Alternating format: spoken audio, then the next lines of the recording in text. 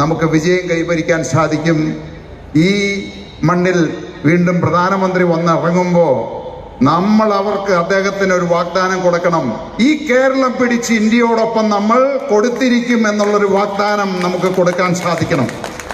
ഇവിടെ എല്ലാവരും ചോദിക്കുന്ന ഒരു ചോദ്യമുണ്ട്, സാബു ജേക്കബ് മത്സരിക്കുമോ എന്ന്. തീർച്ചയായിട്ടും നിങ്ങൾക്കറിയാം, ഇപ്പോഴത്തെ സാഹചര്യത്തിൽ ഞാൻ മത്സരിച്ചു കഴിഞ്ഞാൽ, ഏതെങ്കിലും മണ്ഡലത്തിൽ മത്സരിച്ചാൽ വിജയിക്കും എന്നുള്ളതിന് സംശയമില്ല. MLA ആവാം. പക്ഷെ എൻ്റെ മനസ്സിൽ ഒരിക്കലും ഞാൻ മത്സരിക്കാൻ പോകുന്നില്ല. എൻ്റെ കാരണം എന്താണെന്ന് വെച്ച് കഴിഞ്ഞാൽ, സാബു ജേക്കബ് എന്ന് പറയുന്ന ഒരു MLA അല്ല നമുക്കുണ്ടാകേണ്ടത്, 140 MLA-മാരുണ്ടാവണം.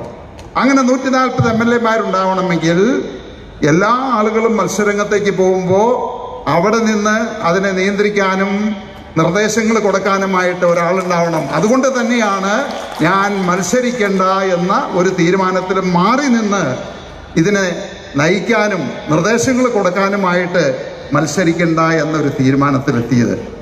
പ്രത്യേകിച്ച് നമ്മുടെ മുതിർന്ന നേതാക്കന്മാരായിക്കോട്ടെ, പലതവണ മത്സരിച്ചവരാവട്ടെ, എല്ലാവരും ഇവിടെ നമുക്ക് പുതു തലമുറയ്ക്ക് അവസരങ്ങൾ കൊടുക്കുകയും കഴിവുള്ള ആളുകൾക്ക് അവസരങ്ങൾ കൊടുക്കുകയും അതോടൊപ്പം തന്നെ ഇതിനെ നിയന്ത്രിക്കാനും നിർദ്ദേശങ്ങൾ കൊടുക്കാനും ഇതിനു വേണ്ട എല്ലാ കാര്യങ്ങളും ക്രമീകരിക്കാനുമായിട്ട് ഈ തെരഞ്ഞെടുപ്പിൽ നിന്ന് മാറി നിന്ന് നിയന്ത്രിക്കുന്ന ഒരു സംവിധാനത്തിലേക്ക് വന്നു കഴിഞ്ഞാൽ തീർച്ചയായിട്ടും നമുക്ക് വിജയം വരിക്കാൻ സാധിക്കും. നമുക്ക് വിജയിക്കണം, വിജയിച്ചേ പറ്റൂ. എല്ലാവർക്കും ഇന്ന് രാവിലെ മുതൽ വളരെ ക്ഷമയോടുകൂടി ഈ പരിപാടിയിൽ പങ്കെടുത്ത് ഇവിടെ വന്ന് ഇത്രമാത്രം വിജയകരമാക്കിയതിന് ഈ NDAയുടെ പേരിൽ എല്ലാവരോടും ഒറ്റ വാക്കിൽ നന്ദി പറഞ്ഞുകൊണ്ട് നിർത്തുന്നു. നന്ദി, നമസ്കാരം.